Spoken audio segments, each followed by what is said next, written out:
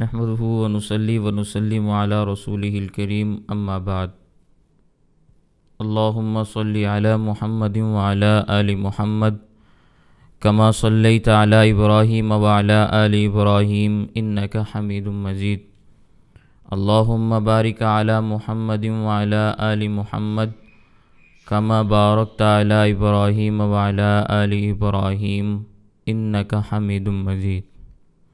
پچھلے سبق میں نے آپ کے سامنے تقلید کے حوالے سے صرف اتنی بات عرض کی تھی کہ تقلید کی اہمیت کیا ہے، ہم تقلید کیوں کرتے ہیں، تقلید کرنے سے فائدہ کیا ہوتا ہے، اور پھر میں نے آپ کے سامنے تقلید کا معنی بیان کرنا شروع کیا تو صرف تقلید کا لغوی معنی بیان کیا تھا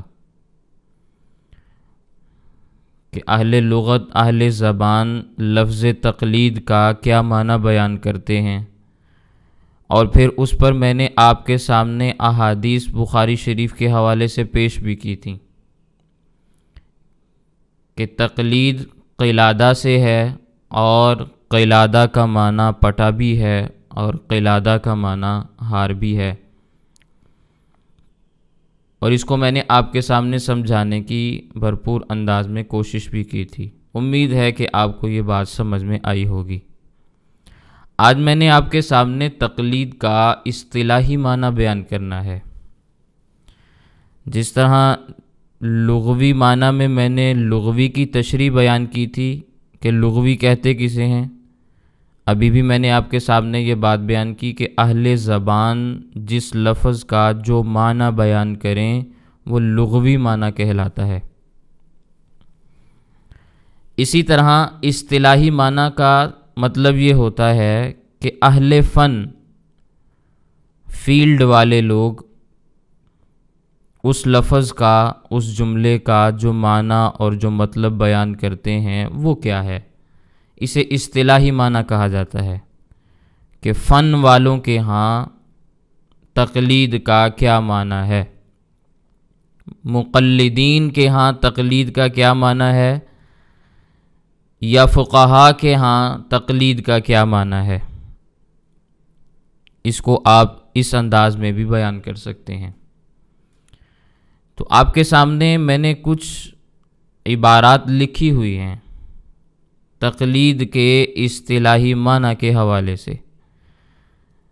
سب سے پہلی عبارت ہے کشاف اصطلاحات الفنون، حضرت علامہ قاضی محمد اعلیٰ تھانوی نور اللہ مرقدہ کی۔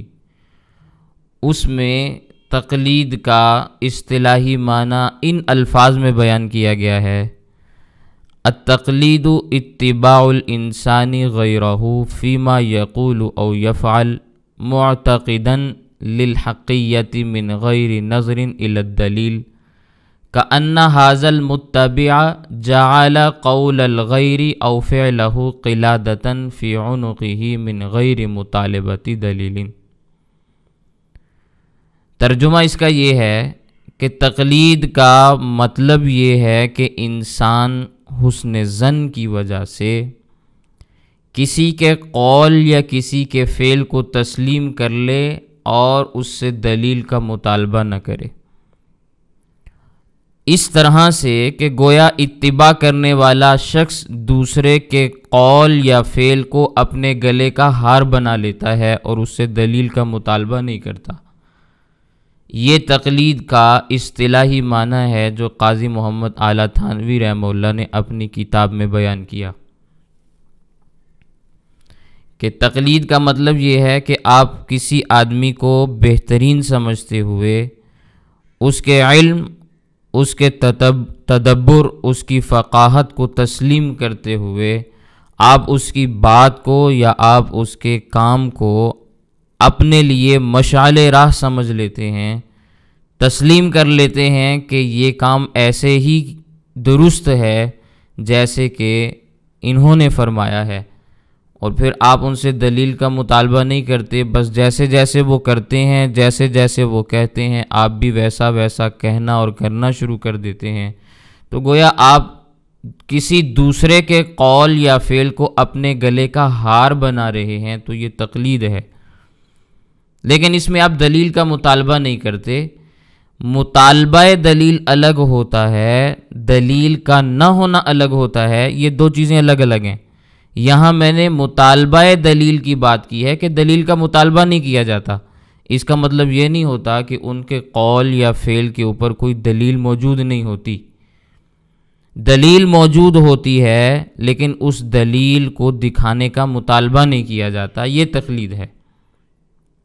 ہمارے آج کے اس زمانے میں بہت سارے لوگ ہیں جو لوگوں کو تقلید سے متنفر کرنے کے لیے یہ جملہ بولتے ہیں کہ تقلید میں دلائل نہیں ہوتے، یہ قرآن اور حدیث کے مقابلے میں ایک تیسری چیز ہے۔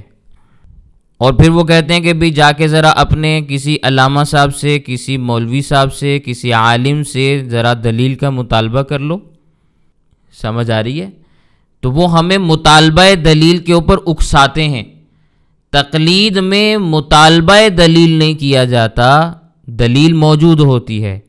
اب مطالبہ دلیل کے اوپر اکسا کر وہ لوگ یہ تاثر دیتے ہیں کہ شاید ان کے پاس دلیل موجود نہیں، لیکن اللہ کا شکر ہے کہ شریعت اسلامیہ کا کوئی ایسا مسئلہ نہیں، یا علماء احناف کا کوئی ایسا مسئلہ نہیں جس پر حدیث پاک یا قرآن کریم کی آیت بطور دلیل موجود نہ ہو۔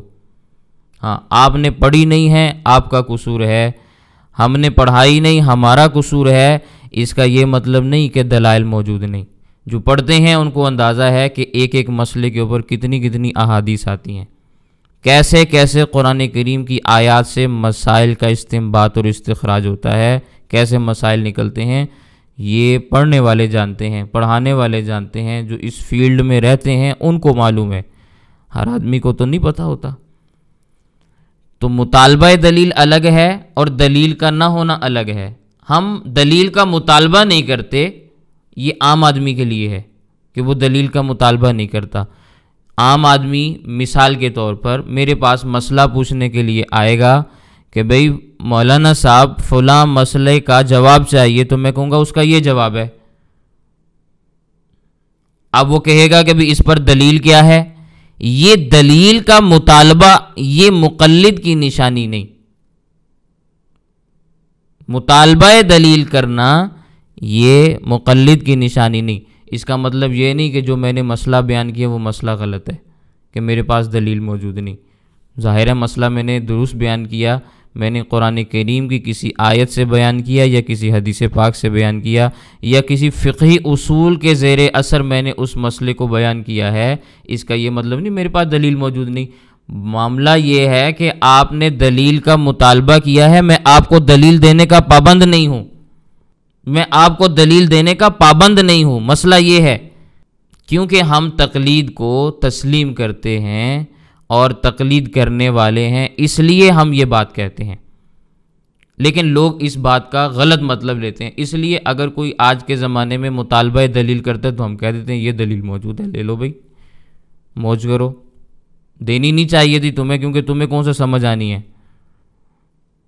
میں حدیث پاک آپ کے سامنے پڑھ بھی دوں گا یا قرآن کی آیت آپ کے سامنے پڑھ بھی دوں گا، آپ کو کیا پتہ چلے گا اس کا کیا ترجمہ ہے؟ کوئی اور آدمی اس کا کوئی اور ترجمہ کر دے، آپ نے اس کی بات مان لینی۔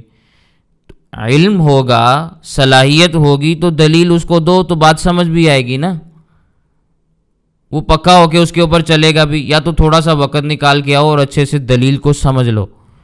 2 منٹ کے لیے آپ کال کریں اور کہ بھی ہمیں دلیل دے دو، ایسا تو نہیں ہوتا نا۔ تو یہ مطالبہ دلیل ہے، ہم اس کو تھوڑا سا سمجھانے کی کوشش کرتے ہیں، لیکن آج کا زمانہ ایسا ہے کہ لوگ اس چیز کو سمجھنے کے لیے تیار نہیں، اس لیے ہمیں بھی وقت ضائع کرنے کی ضرورت نہیں ہوتی۔ کوئی کہتے ہیں دلیل دے دو تو ہم کہتے ہیں یہ دلیل ہے اس پہ۔ لیکن جو بات میں نے سبق کے حوالے سے آپ کے سامنے عرض کی وہ مطالبہ دلیل کی ہے، دلیل کی بات الگ ہے۔ مطالبہ دلیل نہیں کیا جاتا، دلیل موجود ہوتی ہے۔ یہ قاضی محمد اعلیٰ تھانوی رحمہ اللہ کے حوالے سے میں نے بات آپ کے سامنے عرض کی۔ دوسری بات، حضرت حکیم الامت مجدد دین و ملت مولانا اشرف علی تھانوی نور اللہ مرقدہ کی کتاب ہے الاقتصاد، اس کو اٹھا کے آپ دیکھ لیں، اردو زبان میں ہے۔ حضرت تھانوی رحمہ اللہ فرماتے ہیں تقلید کہتے ہیں کسی کا قول محض حسن ظن کی بنیاد پر مان لینا۔ کہ یہ دلیل کے مطابق بات بتلائے گا اور اس سے دلیل کی تحقیق نہ کرنا، یہ تقلید کہلاتا ہے۔ ہم امام اعظم ابو حنیفہ رحمہ اللہ پر حسن ظن رکھتے ہیں کہ وہ نیک آدمی تھے، اللہ کے بہت بڑے ولی تھے، اور انہوں نے جو بات بھی بیان کی ہے وہ قرآن و سنت کے عین مطابق ہے، یہ ہمارا حسن ظن ہے۔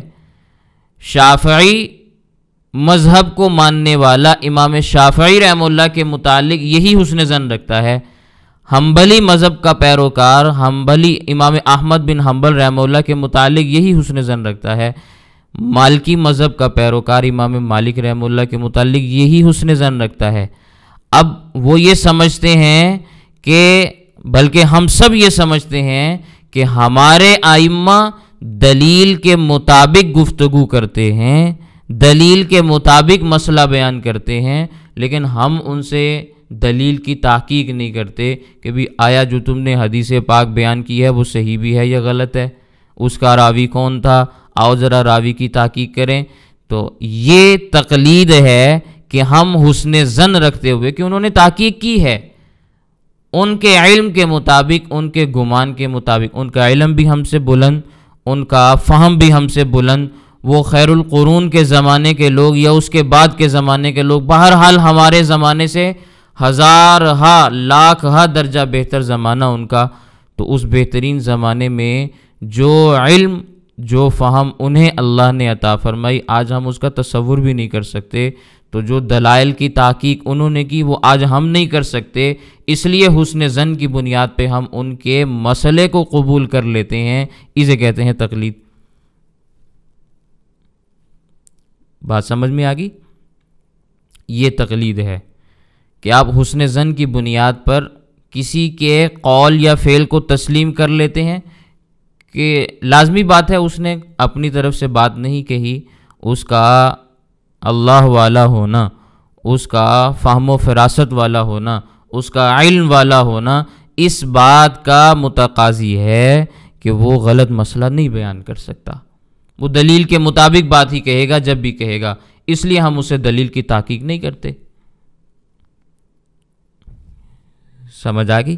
لیکن ایک بات میں آپ کے سامنے اور بھی اضافی نوٹ کے حوالے سے عرض کر دیتا ہوں، یہ مطالبہ دلیل یا دلیل کی تحقیق عام بندے کے لیے ہے۔ پہلے بھی میں نے عرض کیا، ایک بندہ جو علم نبوت حاصل کرنا چاہتا ہے، جو مسائل کا استنباط کا طریقہ اور استخراج کا طریقہ یعنی مسائل نکالنے کا جو علم ہے، فن ہے، اسے حاصل کرنا چاہتا ہے، ہم اسے بتاتے ہیں کہ یہ مسئلہ ہے، اس مسئلے کی یہ دلیل ہے، یہ مسئلہ اس دلیل سے یوں نکلا ہے، اور اس کو بیان کس نے کیا؟ فلاں نے بیان کیا۔ تو یہ ہم سبھی کو بتاتے ہیں، دلائل پڑھاتے ہیں، ایسا نہیں ہے کہ ہم دلائل نہیں پڑھاتے۔ عام آدمی کی بات الگ ہوتی ہے، ایک عالم دین کی بات الگ ہوتی ہے، دونوں کی نظر و فکر میں زمین آسمان کا فرق ہوتا ہے۔ اس کورس کے اندر بھی کچھ خواتین ایسی موجود ہیں نا جو دین کا علم حاصل کر رہی ہیں، جنہوں نے شرح معانی الاثار یا موطا امام محمد یا فلاں فلاں کتاب پڑھی، تو اس میں دلائل آتے ہیں کہ نہیں آتے؟ مسئلہ بیان کرنے کے بعد اس میں ساری دلیلیں لکھی ہوتی ہیں، کوئی اور بات نہیں ہوتی۔ حدیث پر حدیث کو بیان کیا جا رہا ہوتا ہے، ایک ایک مسئلے پر 20 احادیث آتی ہیں، تو یہ دلائل بھی ہم پڑھاتے ہیں۔ ایسا نہیں ہے کہ دلائل کی ہم تحقیق ہی نہیں کرتے، سند کے ساتھ حدیث کو بیان کیا جاتا ہے، بغیر سند کے بھی بیان نہیں کیا جاتا، سند کی بھی تحقیق ہوتی ہے۔ اسماء اور رجال کا مستقل فن موجود ہے، آج بھی پڑھا اور پڑھایا جاتا ہے، ایسا نہیں ہے کہ یہ ساری چیزیں چھوڑ دی گئیں۔ لیکن بات یہ ہے کہ عام آدمی کو آپ کیا بات سمجھائیں گے، عام آدمی کا مسئلہ آپ کیسے حل کریں گے؟ بات تو یہ ہے کہ عام آدمی نے دین کے مطابق عمل کرنا ہے، تو وہ عمل کیسے کرے گا؟ اس کو آپ یہ کہیں گے کہ بھئی دین پر عمل کرنے کے لیے 8 سال کا کورس کرنا ضروری ہے، وگرنہ آپ دین پر عمل نہیں کر سکتے، یہ کوئی ضروری چیز نہیں۔ اس کے لیے تقلید ہے، آپ تقلید کریں، ہم آپ کو دلیل کے مطابق مسئلہ بیان کریں گے، آپ اس کے اوپر عمل کرتے رہیں، دین کے مطابق آپ چلتے رہیں گے، دین پر عمل کرنا آپ کے لیے آسان رہے گا۔ تو یہ تقلید ہے۔ بہرحال 2 تعریفات میں نے آپ کے سامنے عرض کی، ایک تیسری تعریف بھی میں آپ کے سامنے عرض کر رہا ہوں، آپ نے اس کو سمجھنا ہے، اسی کو میں نے آپ کے سامنے سمجھانا ہے۔ اور یہ تقلید کی تعریف ایسی ہے جو جامع معنی ہے۔ جامع اور معنی کا کیا مطلب ہوتا ہے یہ علماء سمجھتے ہیں، لیکن میں آپ کو بھی سمجھاتا ہوں۔ جامع کا مطلب یہ ہوتا ہے کہ اس فن کے متعلق ساری باتیں اس کے اندر آ جائیں، کوئی چیز ایسی نہ ہو، کوئی جزئی ایسی نہ ہو، کوئی ہلکا سا پوائنٹ بھی ایسا نہ رہے کہ جو اس میں آنے سے رہ جائے۔ یہ جامع ہے کہ ہر چیز اس کے اندر آ جائے۔ معنی کا مطلب یہ ہے کہ بعد میں کوئی اعتراض اس کے اوپر نہ آئے جو اس تعریف کے اندر موجود نہ ہو۔ آپ جو بھی بات کریں گے، یہ جو تقلید کی تعریف میں نے آپ کے سامنے عرض کرنی ہے نا، اس تقلید کی تعریف کو آپ لکھ لیں، لکھنے کے بعد زبانی یاد کر لیں۔ دنیا کا کوئی آدمی آپ کے اوپر اعتراض کرے تقلید کے مسئلے پر، اسی تعریف میں آپ کو جواب مل جائے گا، آپ کو مزید تحقیق کرنے کی ضرورت ہی نہیں۔ یہ ایسی تعریف ہے، جامع بھی ہے، معنی بھی ہے، ہر قسم کے اعتراض کو دور بھی کرتی ہے، اور ہر قسم کی چیز کو اس تعریف کے اندر بیان بھی کیا گیا ہے کہ تقلید کہتے کس کو ہیں، کس قسم کی چیزوں میں تقلید کی جاتی ہے اور کیسے کی جاتی ہے۔ تو اس تعریف کو آپ نے یاد کرنا ہے۔ وہ تعریف کیا ہے؟ تعریف یہ ہے کہ مسائل اجتہادیہ میں، یہ میں نے ایک ایک چیز آپ کو سمجھانی ہے، مسائل اجتہادیہ میں غیر مجتہد کا، ایسے مجتہد کے مفتہ بہا مسائل، مفتہ بہی یا مفتہ بہا، یہ ہی اور ہا کا فرق بھی علماء سمجھتے ہیں، عام بندہ تو نہیں سمجھے گا نا، مذکر اور مؤنث کا فرق ہے۔ تو مفتہ بہا مسائل کو بلا مطالبہ دلیل مان لینا، جس کا مجتہد ہونا دلیل شرعی سے ثابت ہو اور اس کا مذہب اصولاً و فروعاً مدون ہو کر مقلد کے پاس تواتر کے ساتھ پہنچا ہو، یہ تقلید ہے۔ اب اس کے الفاظ تو بڑے مشکل ہیں، لیکن جب آپ کو میں سمجھاؤں گا تو آپ کے لیے سمجھنا بہت آسان ہوں گے۔ سب سے پہلی بات اس میں بیان کی گئی ہے مسائل اجتہادیہ میں، تقلید مسائل اجتہادیہ میں ہوتی ہے، مسائل غیر اجتہادیہ میں تقلید نہیں ہوتی۔ بات ختم ہو گئی۔ اب ایک آدمی کہتا ہے قرآن میں فیصلہ لکھا ہوا ہے، حدیث واضح طور پر موجود ہے، تم کہتے ہو نہیں ہم امام کی بات مانیں گے۔ ہم کہتے ہیں غلط بات ہے، ہم نے تو کبھی آج تک یہ نہیں کہا کہ ایک مسئلہ اگر قرآن میں موجود ہے، ایک مسئلہ اگر پیغمبر صلی اللہ علیہ وسلم کی حدیث میں واضح طور پر موجود ہے تو ہم یہ کہہ دیں کہ بھی ہم اس قرآن کی آیت کو یا حدیث کو نظر انداز کر کے پھر بھی امام اعظم ابو حنیفہ رحمہ اللہ کی بات کو مانیں گے۔ تو یہ ہم نے آج تک بات نہیں کہی۔ یہ اگر کوئی بات ہمارے ذمے لگاتا ہے تو اس کو یہ پتہ ہی نہیں کہ تقلید کہتے کس کو ہیں، اسے یہ پتہ ہی نہیں تقلید کہتے کسے ہیں۔ تقلید ہوتی ہے مسائل اجتہادیہ میں، اجتہادی مسائل جن میں اس کو ایکسپلین کرنا چاہوں تو یوں کروں گا کہ اگر کسی مسئلے کے بارے میں قرآن کریم کی دو آیات آ جائیں، ایک آیت کا تقاضا کچھ ہو، دوسری آیت کا تقاضا کچھ ہو، اب انسان سوچے گا کہ بھی عمل کس پر کرنا ہے، سوچے گا نا کہ ایک آیت کچھ کہہ رہی ہے، دوسری آیت کچھ کہہ رہی ہے۔ پیغمبر صلی اللہ علیہ وسلم کی احادیث ایک ہی مسئلے پر ایک سے زائد آ جائیں، دو آ جائیں، تین آ جائیں، اب انسان سوچے گا کہ نہیں سوچے گا کہ مسئلہ ایک ہے، میں یوں عمل کروں یا یوں عمل کروں۔ تو اب فیصلہ اللہ کے نبی صلی اللہ علیہ وسلم کی احادیث میں موجود نہیں، لیکن احادیث موجود ہیں۔ قرآن کریم میں فیصلہ موجود نہیں لیکن آیات موجود ہیں۔ اب مجتہد اجتہاد کرتا ہے، جس کے اندر اجتہاد کی صلاحیت پائی جاتی ہے، اس کی ایک خاص شرائط ہے، میں انشاءاللہ اس کا بھی تذکرہ عرض کروں گا۔ وہ اجتہاد کرتا ہے، غور و فکر کرتا ہے، سوچ بچار کرتا ہے، دلائل کی دنیا میں غوطہ زنی کرتا ہے، پھر وہ فیصلہ کرتا ہے کہ ان دو آیات میں سے کس آیت کو لینا ہے، کس آیت کا کیا مطلب ہے اور کس آیت کا کیا مطلب ہے۔ یہ دو احادیث ہیں یا تین احادیث ہیں، تو ان احادیث کا کیا معنی ہے، کس حدیث پر اب ہم نے عمل کرنا ہے، کس پر عمل نہیں کرنا۔ تو جب فیصلہ حدیث اور قرآن میں موجود نہ ہو لیکن قرآن کی آیات اور احادیث موجود ہوں، فیصلہ نہ ہو، تو پھر مجتہد اس پر فیصلہ کرتا ہے، کیونکہ فیصلہ نبی نے نہیں کیا، کیونکہ فیصلہ صحابہ نے نہیں کیا۔ سمجھ آ رہی ہے میری بات؟ اب امام اس پر فیصلہ کرتا ہے تو ہم ان مسائل میں امام کی بات کو تسلیم کرتے ہیں۔ یہ مطلب نہیں کہ ہم ایک مسئلے پر اگر امام اعظم ابو حنیفہ رحمہ اللہ نے یا امام شافعی نے یا امام مالک نے یا امام احمد بن حنبل نے کسی نے کوئی بات کہہ دی اور قرآن کی واضح آیت اس کے خلاف ہے تو ہم کہیں گے کہ ہم قرآن کو نہیں مانتے، ہم تو امام کو مانتے ہیں۔ اس قسم کا ذہن رکھنے والا تقلید کی الف اور با سے بھی ناواقف ہے، اسے پتہ ہی نہیں تقلید کہتے کس کو ہیں۔ جو پہلے جملے کو نہ سمجھ سکے، مسائل اجتہادیہ میں تقلید ہوتی ہے، اس کو آگے کیا بات سمجھ میں آئے گی؟ بات سمجھ میں آ گئی؟ تو تقلید کن مسائل میں ہوتی ہے؟ مسائل اجتہادیہ میں، یعنی وہ مسائل جو اس قسم کے مسئلے ہیں کہ جن میں فیصلے نہیں ہو سکے۔ اب امام ان میں سے، ظاہر ہے پیغمبر صلی اللہ علیہ وسلم کی احادیث اگر ایک مسئلے میں دو ہیں تو ان میں سے ایک پر ہی عمل ہو سکتا ہے نا، دونوں پر تو عمل نہیں ہوگا۔ جب آپ نے سنت عمل تلاش کرنا ہے تو آپ اجتہاد کریں گے۔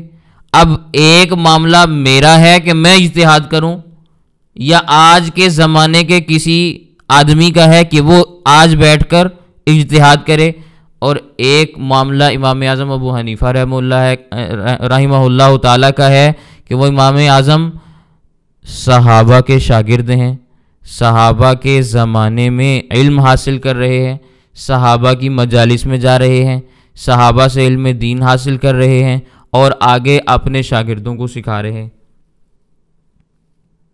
تابعین کا زمانہ ہے، کچھ زمانہ صحابہ کا، کچھ تابعین کا، تو خیر القرون میں وہ زمانہ آتا ہے کہ نہیں آتا؟ تو ایک اس زمانے کے شخص کا مسئلہ ہے کہ وہ اپنے اجتہاد سے ایک فیصلہ کرتا ہے، اور ایک آج میں اور آپ ہیں کہ اپنے اجتہاد سے آج کے زمانے میں فیصلہ کرتے ہیں۔ تو آپ خود اندازہ لگا لیں کہ ہم آج کے زمانے کی بات کو مانیں گے، کسی بندے کی بات کو آج کے زمانے میں تسلیم کریں، یا ہم پہلے لوگوں کے پاس چلے جائیں؟ بڑی آسانی سے بات سمجھ میں آ جائے گی۔ پھر مسائل اجتہادیہ میں تقلید ہوتی ہے، اور کرتا کون ہے؟ غیر مجتہد۔ مسائل اجتہادیہ میں غیر مجتہد کا، یعنی جو آدمی مجتہد نہیں ہے تقلید وہ کرے گا، جو آدمی خود مجتہد ہے اسے تقلید کرنے کی ضرورت ہی نہیں۔ آج کے زمانے میں لوگ سوال کرتے ہیں کہ بھئی تقلید کرنا فرض ہے، واجب ہے، سنت ہے، کیا ہے؟ ہم کہتے ہیں تقلید کرنا واجب ہے۔ کہتے ہیں بھئی اچھا تقلید کرنا واجب ہے، تو پھر جس امام کی تم تقلید کرتے ہو امام اعظم ابو حنیفہ رحمہ اللہ، وہ خود کس امام کی تقلید کرتے تھے؟ جب تقلید واجب ہے تو سبھی کے لیے تقلید واجب ہوگی نا، جب نماز فرض ہے تو سبھی کے لیے فرض ہوگی۔ یہ بات میں ٹھیک کہہ رہا ہوں یا غلط کہہ رہا ہوں؟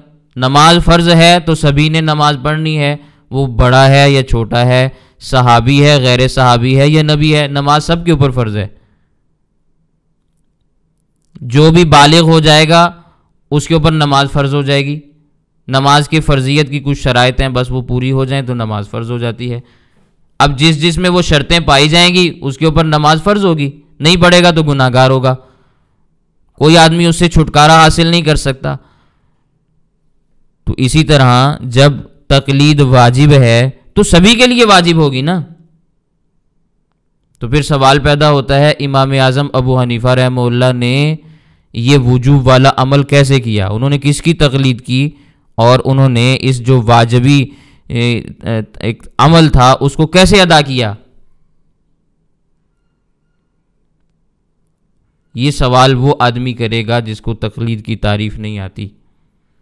جس کو تقلید کی تعریف آتی ہوگی وہ یہ سوال ہی نہیں کرے گا۔ یہ سوال ہی بے وقوفانہ اور احمقانہ ہے کہ غیر مجتہد تقلید کرتا ہے، جو خود مجتہد ہے وہ تقلید کیوں کرے گا؟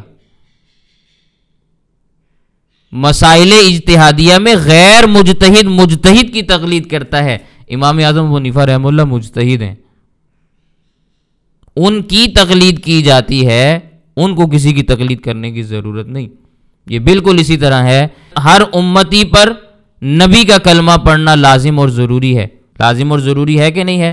کوئی امتی بغیر کلمہ پڑھے امتی بھی نہیں بنتا، اور اگر کلمہ نہ پڑھے تو کامیاب نہیں ہو سکتا، جنت کا فیصلہ نہیں ہو سکتا اس کے لیے۔ کلمہ پڑھے بغیر نمازیں پڑھتا رہے، کامیاب ہو جائے گا؟ نہیں ہوگا۔ تو ہر انسان پر کسی نہ کسی نبی کا کلمہ پڑھنا لازم اور ضروری ہوتا ہے۔ سوال یہ پیدا ہوتا ہے کہ نبی بھی انسان ہوتا ہے تو نبی کس کا کلمہ پڑھتا ہے؟ اگر ہر انسان پر کسی نہ کسی نبی کا کلمہ پڑھنا فرض ہے تو نبی بھی انسان ہے نا۔ ہمارے نزدیک تو انبیاء انسان ہوتے ہیں، اللہ تعالیٰ بشر کو مقام نبوت پر سرفراز فرماتے ہیں، یہ ہمارا عقیدہ ہے۔ اس پر میں ابھی بات عرض نہیں کرتا، لیکن میں اتنی بات عرض کر رہا ہوں کہ ہر انسان پر کلمہ پڑھنا لازم ہے نا، تو نبی بھی انسان ہیں، وہ کس کا کلمہ پڑھتے ہیں؟ ظاہر ہے غیر نبی کا کلمہ پڑھنا ضروری ہے۔ غیر نبی کے لیے نبی کا کلمہ پڑھنا ضروری ہے، جو خود نبی ہے اسے کلمہ پڑھنے کی کیا ضرورت ہے؟ بالکل اسی طرح غیر مجتہد مجتہد کی تقلید کرتا ہے، جو آدمی خود مجتہد ہے اسے تقلید کرنے کی کیا ضرورت ہے؟ اس پر تقلید واجب ہی نہیں۔ غیر مجتہد پر تقلید واجب ہے، جو آدمی مجتہد ہے اس پر تقلید واجب نہیں۔ اعتراضات ختم ہو رہے ہیں کہ نہیں ہو رہے؟ تو پہلی بات یہ کہ مسائل اجتہادیہ میں تقلید ہوتی ہے، پھر ان مسائل اجتہادیہ میں غیر مجتہد مجتہد کی بات کو تسلیم کرتا ہے۔ غیر مجتہد جو آدمی مجتہد نہیں ہوتا، جس میں اجتہاد کی صلاحیت نہیں پائی جاتی، جو میرے جیسا آدمی ہوتا ہے، جس کو کچھ پتہ نہیں ہوتا، دین کی الف با اس کو نہیں معلوم ہوتی، سیدھا سیدھا کلمہ پڑھنے والا مسلمان ہے، نماز روزے کا اس کو پتہ ہے کہ بھی کیا کن چیزوں سے نماز ٹوٹ جائے گی، کن چیزوں سے روزہ ٹوٹ جائے گا، کیسے نماز پڑھنی ہے، کیسے روزہ رکھنا ہے، کیسے حج کرنا ہے، بس اتنا ہی پتہ ہے اس کو، اس سے زیادہ نہیں پتہ۔ اس قسم کا آدمی مجتہد کی تقلید کرتا ہے، پھر وہ مجتہد بھی کیسا ہو جس کی اس نے تقلید کرنی ہے، کچھ اس میں بھی شرطیں پائی جانی چاہیے نا، کہ ہر مجتہد کی آپ تقلید شروع کر دیں گے۔ آج کے زمانے میں کوئی شخص اٹھے کہ بھئی میں مجتہد ہوں، اجتہاد کا دعویٰ کر دے، تو کیا ہم اس کی بھی بات مان لیں گے؟ نہیں، ایسا نہیں ہوگا۔ پھر اس مجتہد میں کچھ چیزیں بھی پائی جانی چاہیے، بھی میں انشاءاللہ آپ کے سامنے عرض کر دیتا ہوں۔ لیکن اس مجتہد کے بہت سارے مسائل ہو سکتے ہیں، بہت ساری آراء ہو سکتی ہیں، بہت سارے اقوال ہو سکتے ہیں، لیکن ان میں سے جس قول کے اوپر فتویٰ ہے ہم نے اس کو تسلیم کرنا ہے، ہم نے اس پر عمل کرنا ہے۔ امام اعظم ابو حنیفہ رحمہ اللہ کی ایک رائے یہ ہے، ایک رائے یہ ہے، امام ابو یوسف یوں کہتے ہیں، امام اعظم ابو حنیفہ یوں کہتے ہیں، امام ابو حنیفہ یوں کہتے ہیں، امام محمد یوں کہتے ہیں، امام قاضی ابو یوسف یوں کہتے ہیں، امام ظفر یوں کہتے ہیں۔ تو کئی سارے حنفی ہیں، سارے امام اعظم ابو حنیفہ رحمہ اللہ کے شاگرد ہیں، تو بھئی اب کس کی بات کو مانیں، کس کے مسئلے پر عمل کریں؟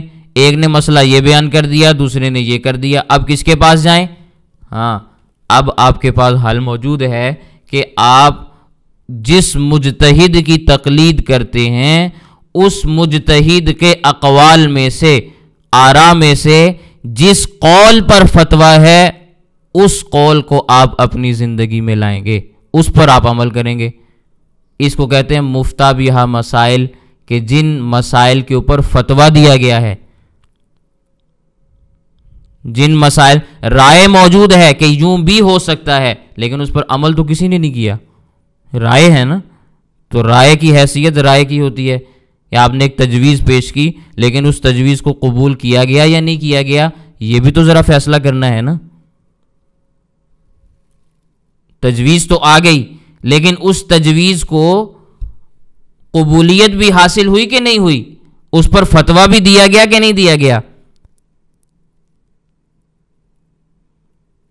تو غیر مجتہد مسائل اجتہادیہ میں مجتہد کے مفتہ بہا مسائل کو بغیر مطالبہ دلیل کے تسلیم کرتا ہے، دلیل کا مطالبہ نہیں کرتا، لیکن اس کو پتہ ہے کہ یہ آدمی مجتہد ہے، میں غیر مجتہد ہوں، مسئلہ اجتہادی ہے، مفتہ بہا مسائل کو غیر مجتہد کے پاس جا کر اجتہادی مسئلہ جب پوچھتا ہے تو اس کو پتہ چل جاتا ہے کہ اس مسئلے کے اوپر فتویٰ ہے، اس مسئلے پر فتویٰ نہیں۔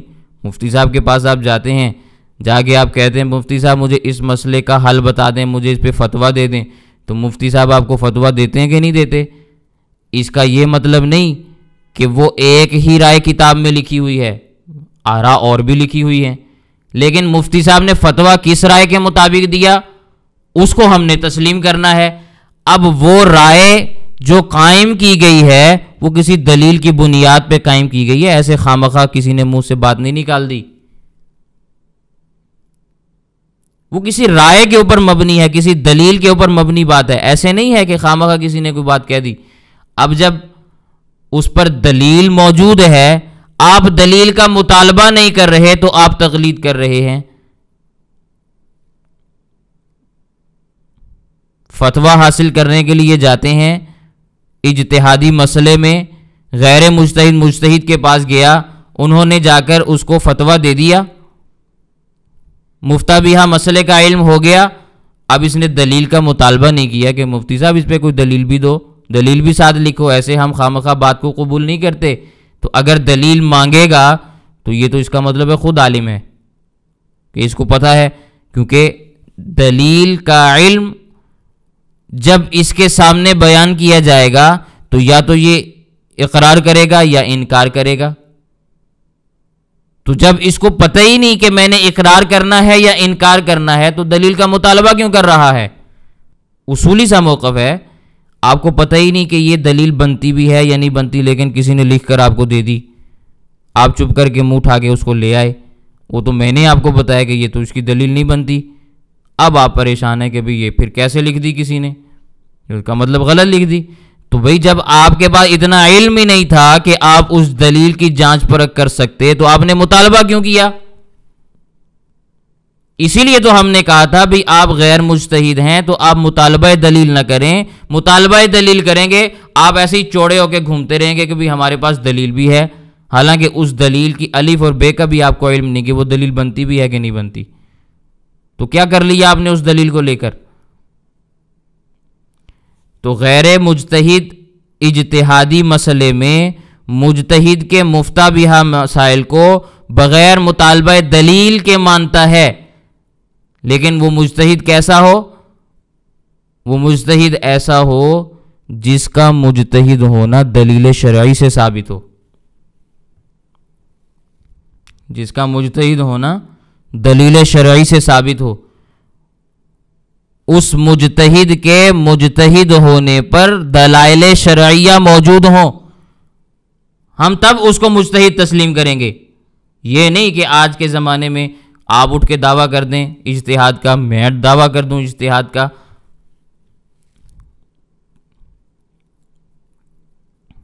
کہ ہم مجتہد بن گئے، آؤ بھی لوگوں ہماری تقلید کرو۔ نہیں نہیں نہیں، پہلے آپ کا مجتہد ہونا کسی دلیل شرعی سے ثابت بھی تو ہونا کہ بھی آپ مجتہد ہیں۔ کیا دلیل ہے آپ کے مجتہد ہونے پہ؟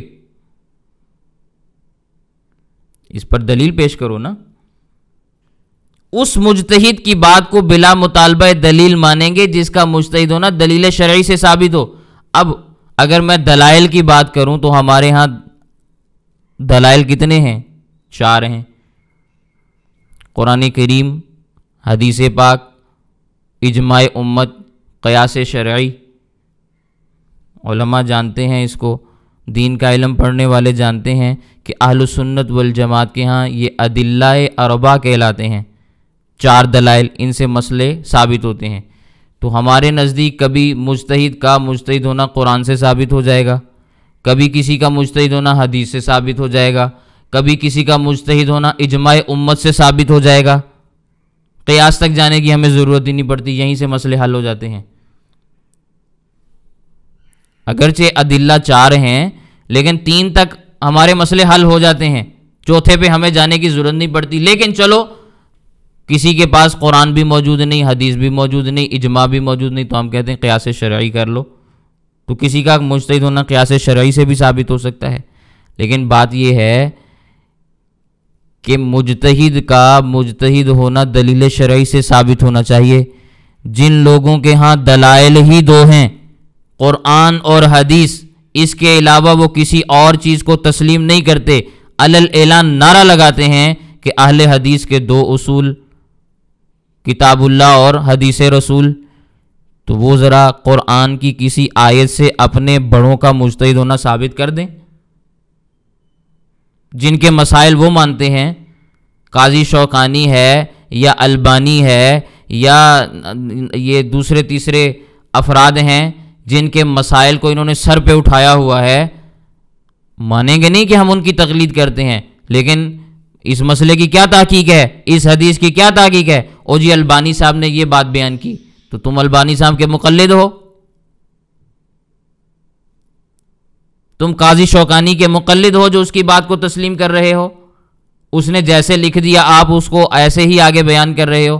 نہیں جی ہم تو مقلد نہیں، تو پھر یہ کام تو مقلد کیا کرتا ہے جو تم کر رہے ہو۔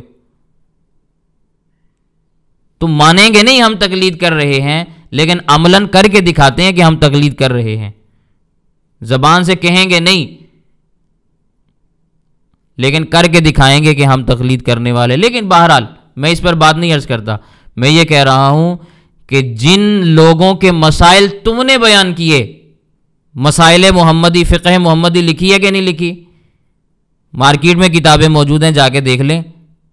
فقہ حنفی کے مقابلے میں فقہ محمدی کس نے لکھی ہے؟ تو جس نے فقہ محمدی لکھی ہے اس کا فقیہ ہونا، اس کا مجتہد ہونا تم کس دلیل سے ثابت کرو گے؟ یا تو اس پر قرآن کی آیت پیش کرو یا کوئی حدیث پیش کرو، کیونکہ تمہارے تو یہ 2 ہی اصول ہیں۔ سمجھ آ رہی میری بات؟ لیکن خیر، ہمارے ہاں مجتہد کا مجتہد ہونا دلیل شرعی سے ثابت ہونا چاہیے، ہم اس مجتہد کی بات کو تسلیم کرتے ہیں۔ ہم اپنے امام سیدنا امام اعظم ابو حنیفہ رحمہ اللہ کے متعلق قرآن کریم کی آیت بھی پیش کریں گے، پیغمبر صلی اللہ علیہ وسلم کی احادیث بھی پیش کریں گے، اور امت کا اجماع بھی پیش کریں گے۔ قیاس تک بات آتی نہیں، اس کو پیش کرنے کی ضرورت ہی نہیں، یہیں سے مسئلہ حل ہو جاتا ہے۔ قرآن کی آیت، حدیث پاک کی تشریحات، واضح احادیث ہم آپ کے سامنے بیان کریں گے، جن سے یہ بات واضح ہوگی کہ امام اعظم ابو حنیفہ ایک شخص امت میں ایسا آنا تھا جس کی بشارت خود اللہ کے نبی صلی اللہ علیہ وسلم دنیا سے دے کر گئے ہیں۔ تو ہم اس مجتہد کی تقلید کرتے ہیں جس کا مجتہد ہونا دلیل شرعی سے ثابت ہے۔ سمجھ آگی میری بات؟ ہم اس کی بات کو بغیر مطالبہ دلیل کے تسلیم کرتے ہیں۔ اچھا، ابھی تو میں تعریف آپ کے سامنے سمجھا رہا ہوں نا، میں انشاءاللہ یہ باتیں آپ کے سامنے عرض کروں گا کہ امام اعظم ابو حنیفہ رحمہ اللہ کے متعلق قرآن کریم کی آیت اور حدیث پاک کیسے اشارہ کرتی ہیں۔ لیکن اگلی بات سمجھیں، اس مجتہد کا مجتہد ہونا دلیل شرعی سے ثابت ہو گیا، آپ نے اس کی بات کو بغیر مطالبہ دلیل کے تسلیم کر لیا، مفتہ بہا مسائل کو آپ نے مان لیا، آپ غیر مجتہد ہیں، مسئلہ اجتہادی ہے جس کے لیے آپ مجتہد کے پاس گئے ہیں۔ لیکن اب اگلی بات، صرف اس مجتہد کا مجتہد ہونا دلیل شرعی سے ثابت ہو جائے یہ بات کافی نہیں، بلکہ اس کا مذہب اصول اور فروع کے اعتبار سے مدون بھی ہونا چاہیے۔ اس مجتہد کا جو مذہب ہے، اس کا جو راستہ ہے، اس کا جو طریقہ ہے، اس کی جو فہم و فراست ہے، وہ ساری کی ساری مدون ہو، تدوین لکھی گئی ہو، اصول کے اعتبار سے بھی فروع کے اعتبار سے بھی۔ اصول کیا ہوتے ہیں؟ اعتقادات۔ یہ کیا ہیں؟ اصول۔ اس کے سارے عقیدے بھی لکھے ہوئے ہیں کہ یہ مجتہد کن کن عقیدوں کا ماننے والا تھا، ان کے اعتقادات کیا کیا تھے۔ حضرت امام اعظم ابو حنیفہ رحمہ اللہ کا مذہب اصولاً لکھا ہوا ہے، الفقہ الاکبر موجود ہے، عقیدے کی کتاب ہے الفقہ الاکبر، سارے عقیدے لکھے ہوئے ہیں۔ تو اصول سارے اس میں لکھے ہوئے کہ نہیں لکھے ہوئے؟ اگر اصولاً سے مراد اعتقادات لیے جائیں تو بھی لکھا ہوا ہے، اگر فروع سے مراد مسائل ہوں تو مسائل بھی لکھے ہوئے ہیں۔ فقہ حنفی کی ساری کتابیں لکھی ہوئی ہیں کہ نہیں ہیں؟ امام صاحب نے اپنے شاگردوں کی کمیٹی بنائی، 40 افراد اس میں موجود، میں ان کے ایک ایک کے نام بھی آپ کے سامنے عرض کر سکتا ہوں کہ ان 40 افراد نے امام اعظم ابو حنیفہ رحمہ اللہ کی مجلس میں بیٹھ کر، یہ صرف فقہا ہیں جو امام صاحب کے دلائل کو، امام صاحب کے مسائل کو اور فقہ کو مدون کرنے والے ہیں، اس کا یہ مطلب نہیں کہ صرف 40 شاگرد تھے،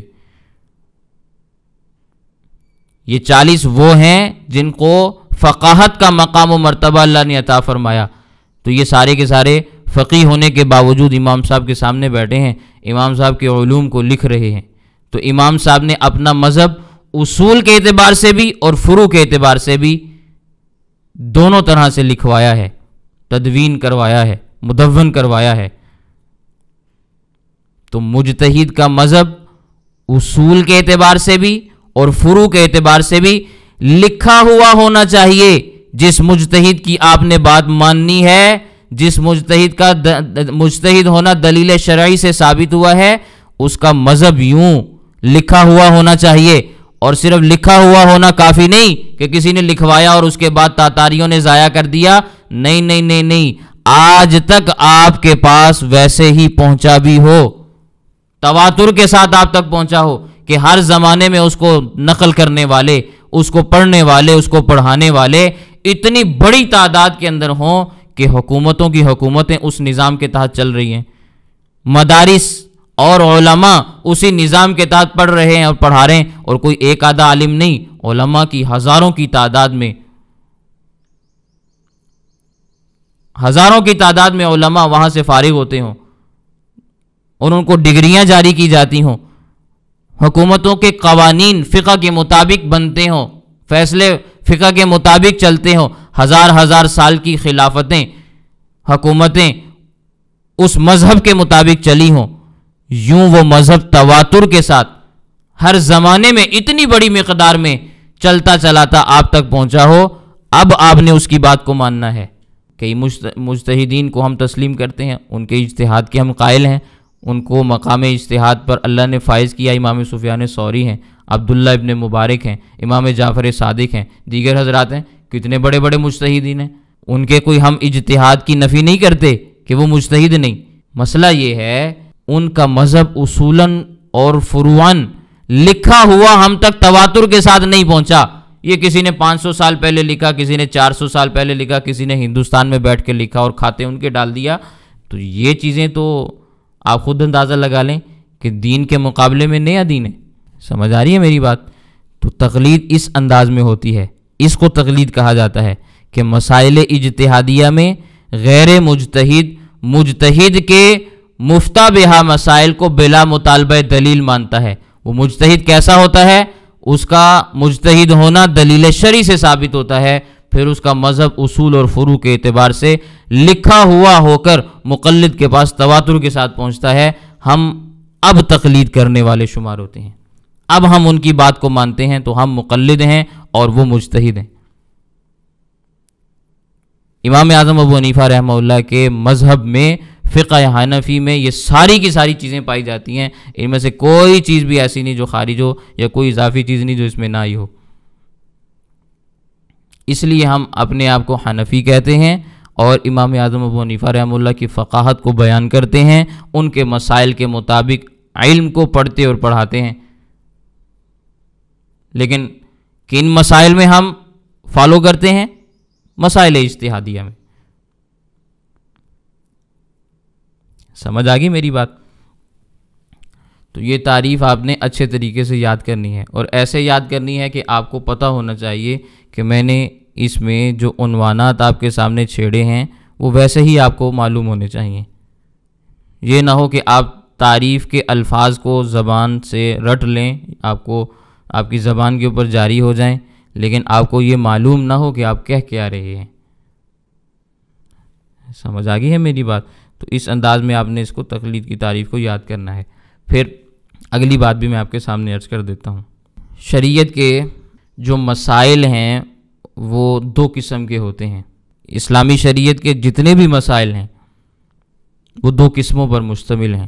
ایک کو کہا جاتا ہے مسائل واضحہ، واضح مسئلہ موجود ہے، اور دوسرے ہیں مسائل غیر واضحہ، انہی کو اجتہادی مسائل بھی کہا جاتا ہے، جو غیر واضح مسئلے ہیں جن میں وضاحت موجود نہیں۔ جہاں وضاحت موجود ہے وہاں تو قیل و قال کرنے کی گنجائش ہی نہیں، زبان ہلانے کی گنجائش ہی نہیں، کیا وہاں پہ بات کریں گے؟ آپ نے اس کو ویسے ہی تسلیم کرنا ہے۔ شریعت کا واضح مسئلہ آپ نے واضح انداز میں قبول کرنا ہے، اور جو غیر واضح مسئلہ ہے جس کو اجتہادی مسئلہ کہتے ہیں اس میں آپ کو مجتہد کے پاس جانا پڑے گا۔ اگر آپ غیر مجتہد ہیں تو پھر آپ نے اس مجتہد سے بغیر مطالبہ دلیل کے مسئلہ دریافت کرنا ہے اور اس نے آپ کو مسئلہ بتانا ہے۔ تو یہ مسائل غیر واضح ہیں، لیکن ان مسائل غیر واضحہ جن کو اجتہادی مسائل کہا جاتا ہے، ان کی 5 قسمیں ہیں۔ 5 قسمیں ہیں۔ میں صرف آج آپ کے سامنے قسموں کا بیان عرض کر دیتا ہوں، ان کی تفصیلات اگلے سبق میں آپ کے سامنے عرض کروں گا۔ یہ مسائل اجتہادیہ یعنی مسائل غیر واضحہ کی 5 قسمیں ہیں۔ آج کے زمانے میں کسی کو یہ بھی نہیں پتا ہوتا کہ ان کی قسمیں کتنی ہیں، غیر واضح مسائل کتنی قسم کے ہوتے ہیں۔ تو یہ 5 قسموں کے ہیں۔ سب سے پہلے مسائل غیر واضحہ میں آتے ہیں مسائل غیر منصوصہ، ایسے مسائل جن پر نص موجود نہیں۔ نص کا کیا مطلب ہوتا ہے؟ قرآن کریم کی کوئی آیت یا نبی کریم صلی اللہ علیہ وسلم کی کوئی حدیث موجود نہیں۔ غیر منصوصہ مسائل جن پر کوئی نصوص موجود نہیں، ان مسائل میں آپ کو تقلید کرنی پڑتی ہے، کیونکہ آپ غیر مجتہد ہیں۔ مجتہد ان مسائل میں اجتہاد کرتا ہے جو مسائل غیر واضحہ یعنی غیر منصوصہ ہوتے ہیں، جن پر نصوص موجود نہیں ہوتی۔ جن مسائل میں نصوص موجود نہیں، ان مسائل اجتہادیہ میں مجتہد اجتہاد کرتا ہے اور مسئلہ نکال کر غیر مجتہد کے سامنے پیش کر دیتا ہے، کیونکہ غیر مجتہد نے مسئلہ پوچھا ہے کہ بھئی کھانے میں مچھر گر گیا ہے، میں کیا کروں؟ مچھر گر گیا ہے، مکھی کا مسئلہ تو حدیث میں موجود ہے، مچھر کا موجود نہیں ہے، نہ قرآن کی کوئی آیت ہے نہ کوئی حدیث پاک ہے، مچھر گرا ہے، کیا کریں اب؟ تو مجتہد اجتہاد کرتا ہے، اجتہاد کر کے غیر مجتہد کو مسئلہ بتا دیتا ہے۔ ہم غیر مجتہد ہوتے ہوئے اس مجتہد کی بات کو بغیر مطالبہ دلیل کے تسلیم کر لیتے ہیں، کیونکہ اس نے اجتہاد کیا ہے۔ ہاں، اس نے اجتہاد کس دلیل کی بنیاد پہ کیا، کس دلیل سے مسئلہ نکالا، تو وہ بھی میں آپ کے سامنے عرض کر دوں گا، لیکن آپ کے سامنے عرض کرنے کی ضرورت نہیں۔ آپ سے مراد یہ کہ عام آدمی کے سامنے عرض کرنے کی اس کو ضرورت نہیں، کیونکہ وہ اس کو نہیں سمجھ پاتا، لیکن میں آپ کو سمجھاؤں گا۔ تو پہلا، غیر منصوص مسائل میں اجتہاد ہوتا ہے۔ مجتہد غیر منصوص مسائل میں اجتہاد کرتا ہے، مسائل غیر واضحہ میں یہ پہلی قسم ہے کہ نص موجود نہیں۔ پھر دوسری قسم ہے مسائل منصوصہ متعارضہ، یہ مسائل غیر واضحہ کی دوسری قسم ہے۔ نص موجود ہے لیکن ایک نص دوسری نص کے خلاف ہے، ایک آیت میں کچھ بات بیان کی جا رہی ہے اور دوسری آیت میں کچھ بات بیان کی جا رہی ہے، ایک حدیث میں کوئی مسئلہ بیان کیا جا رہا ہے، دوسری حدیث میں اس کے بالکل خلاف مسئلہ بیان کیا جا رہا ہے۔ تو نصوص موجود ہیں لیکن نصوص متعارض ہیں، ایک دوسرے سے ٹکرا رہی ہیں۔ اب مجتہد ان نصوص میں اجتہاد کرتے ہوئے فیصلہ کرتا ہے کہ ان کا ٹکراؤ کیسے ختم کرنا ہے، ان میں سے کس حدیث کو لینا ہے کس کو نہیں لینا۔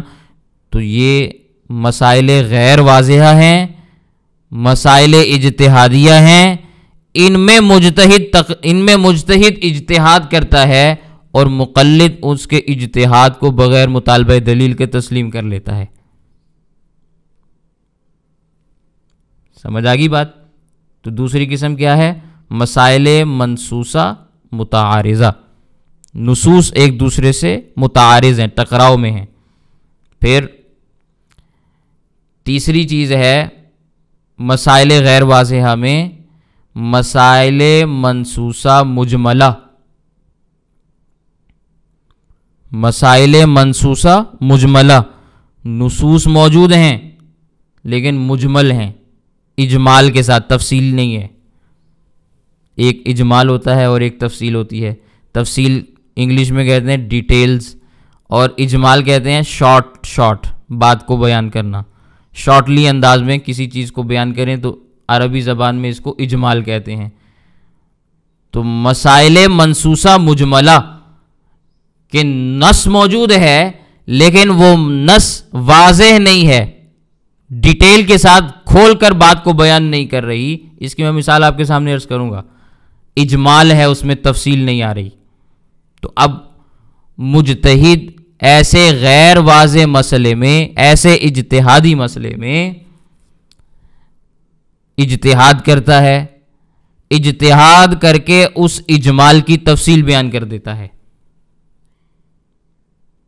ہم اس کی تفصیل کو بغیر مطالبہ دلیل کے تسلیم کر لیتے ہیں، تو ہم مقلد ہوئے، وہ ہمارے مجتہد ہوئے۔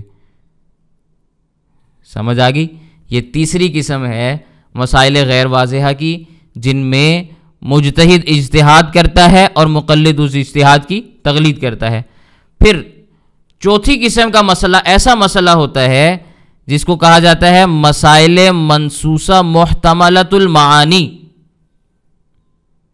نصوص موجود ہیں لیکن معانی کا احتمال ہے، ہو سکتا ہے اس کا یہ مطلب ہو سکتا ہے اس کا یہ مطلب ہو۔ اس کی مثال بھی آپ کے سبق میں کل آئندہ سبق میں آ جائے گی۔ قرآن کی ایک آیت ہے والمطلقات یتربصن بانفسہن ثلاثۃ قروء، قروء کا کیا مطلب ہے؟ ایک معنی حیض ہے، ایک معنی طہر ہے۔ محتملۃ المعانی، دو معنی کا احتمال موجود ہے، ہو سکتا ہے یہ مطلب ہو سکتا ہے یہ مطلب ہو۔ تو ایسی نصوص ہیں کہ وہ نص تو ہے لیکن اس کے معانی میں احتمالات ہیں۔ اب مجتہد اجتہاد کرتا ہے کہ ان دو معانی میں سے، ان تین معانی میں سے ہم نے کس معنی کو تسلیم کرنا ہے۔ مجتہد اجتہاد کر کے، غور و فکر کر کے ایک معنی کا انتخاب کرتا ہے، ہم اس کی تقلید کر لیتے ہیں، تو دین کے مسئلے کے اوپر عمل ہو جاتا ہے۔ تو ایسی بھی نصوص ہیں کہ جن کے معانی میں احتمالات ہوتے ہیں، ان میں مجتہد کے اجتہاد کی اور مقلد کو اس کی تقلید کی ضرورت ہوتی ہے۔ تو یوں مسائل حل ہو جاتے ہیں۔ پھر پانچویں قسم کا مسئلہ ایسا مسئلہ ہوتا ہے جن کو کہا جاتا ہے مسائل منصوصہ غیر متعینۃ الاحکام،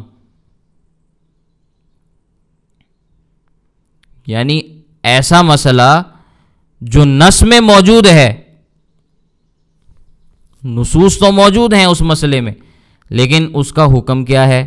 وہ فرض ہے، وہ واجب ہے، وہ سنت ہے، وہ نفل ہے، وہ مستحب ہے، مباح ہے، حلال ہے، حرام ہے، کیا ہے؟ نص میں موجود نہیں۔ مسئلہ نص میں موجود ہے، نصوص موجود ہیں لیکن اس کے احکام متعین نہیں ہیں۔ مجتہد اس کا حکم بیان کرتا ہے، مقلد اس حکم کی تقلید کرتا ہے۔ تو یہ پانچ قسم کے مسائل ہیں جنہیں مسائل غیر واضحہ، مسائل اجتہادیہ کہا جاتا ہے۔ ان پانچ قسم کے مسائل میں مجتہد کو اجتہاد کی، مقلد کو تقلید کی ضرورت ہوتی ہے، اس کے علاوہ کہیں بھی تقلید کی ضرورت نہیں پڑتی۔ یہی مسائل اجتہادیہ ہیں۔ سمجھ آ گئی میری بات؟ تو یہ مسائل اجتہادیہ میں نے آپ کے سامنے صرف عنوانات کے اعتبار سے عرض کیے ہیں۔ آئندہ سبق میں انشاءاللہ ان کی تفصیلات اور اس پر دلائل بھی آپ کے سامنے عرض کروں گا کہ قرآن کریم کی کون کون سی نصوص کس انداز میں آئی ہیں اور ان پر کس انداز میں حکم لگتا ہے۔ نبی کریم صلی اللہ علیہ وسلم کی احادیث ہیں، تو ایک مسئلے پر دو احادیث ہیں، ان کا مسئلہ کیسے حل کیا جاتا ہے، مجتہد کیسے اجتہاد کرتا ہے ان مسائل میں، مقلد اس کو کیسے قبول کرتا ہے۔ تو یہ میں آئندہ سبق میں آپ کے سامنے باتیں عرض کروں گا۔ آج کے سبق میں جو باتیں میں نے آپ کے سامنے عرض کی، آپ کو ان میں سے کسی بھی بات کے اوپر کوئی اشکال ہو، کوئی اعتراض ہو یا کوئی بات نہ سمجھ میں آئی ہو تو بتا دیں، میں انشاءاللہ اس کا جواب آپ کے سامنے عرض کر دیتا ہوں۔